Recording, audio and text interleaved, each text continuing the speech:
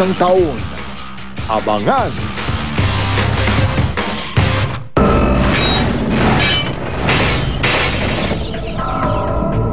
Kapitan de Barangay sa Santa Cruz, Maynila, masyado na yatang pilat home.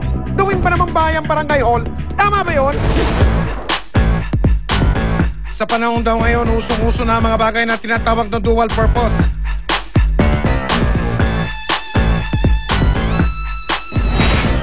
Hindi na lang basta pantawag ang cellphone dahil, hello, pwede na rin dito manood ng mga palabas sa TV kahit saan magpunta. Ang nail cutter o panggupit ng buko. Aba, pwede na rin pambukas ng bote, oh. Alright! Doble kara, ika nga, dahil doble gamit. Pero sa lungsod ng Manila, may umahabol pa sa lista ng mga ginagamit na 2-in-1. May barangay hall daw kasi doon na ginagawang bahay rin ng iba. Aba, teka muna, bawal yun ah!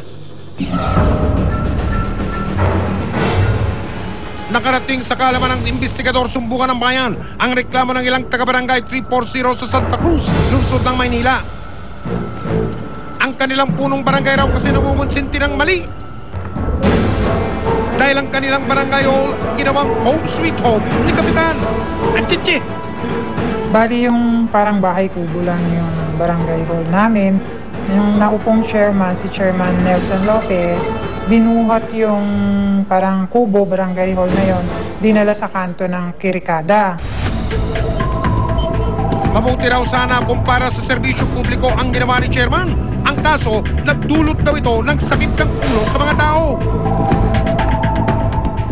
Tiniran na marami ng tao. Nakatira si Chairman, asawa ni Chairman, saka yung mga anak niya, saka yung mga ibang tanod na hindi naman residente talaga sa barangay namin. Tulad daw nitong isang tanod na nakunan sa aming surveillance video. Abalang-abala sa kanyang ginagawa. Zoom in video. Kuskus dito, kuskus doon. Ay sus Ginoo. Tama ba namang maglaba-laba sa barangay? Ay. Tila unlimited din daw ang supply ng tubig sa barangay dahil bukod sa paglalaba, dito na rin naliligo ang mga alipores ni Kapitan. Ano ba naman yan? Merong naglalaba sa umaga, may mga naliligo. Ganun, kaya hindi ko alam kung barangay hall ba siya o bahay ni Chairman. Si Chairman Lopez daw hindi mahirap mahagilap. E paano ba naman kasi ang barangay hall ginawa na raw niyang sariling bahay?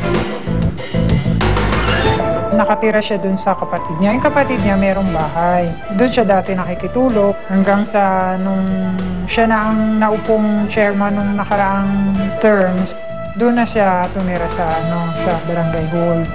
Simula raw nang tumira si Kap sa kanilang barangay hall, nadagdagan na rin ang kasangkapan sa loob dito.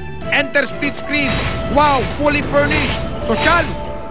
Puro electric ang laman. 2 rice cooker, may airpot, TV, 2 aircon. Hindi ko alam kung saan nanggagaling yung bayad. Pag pabandang tanghali, nagluluto na sila ng ulam, nagsasaing sa rice cooker, doon din nagluluto ng ulam sa kabilang rice cooker. Pero may isang lugar daw sa loob ng barangay hall na off-limits o bawal pasukin ng mga bisita. Bakit kaya? May maliit na kwarto pa yung aming barangay hall, may pintuan. Pagpasok mo may kamang maliit, doon sila natutulog, pati yung asawa ni Chairman. Sino naman po kaya ang nagbabayad ng kuryenteng kinukonsumo ng barangay? Ang binanggit ni Treasurer na binabayaran sa kuryente, 7,000 to 9,000.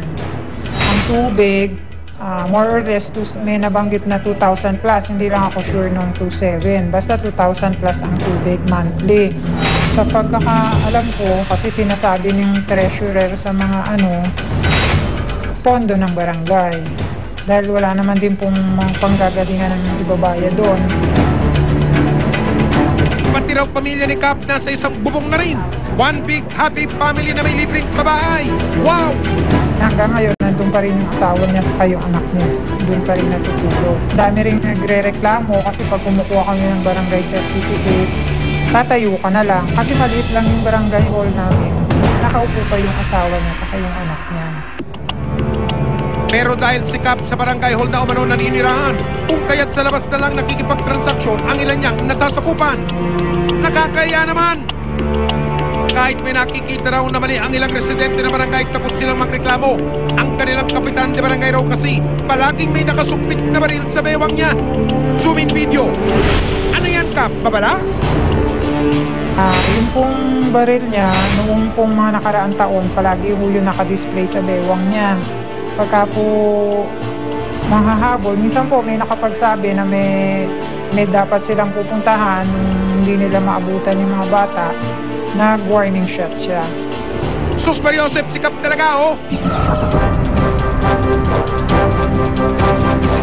Idinulog ng investigador sa Department of Interior and Local Government National Capital Region o DILG-NCR ang reklamo ng mga taga-barangay 340 sa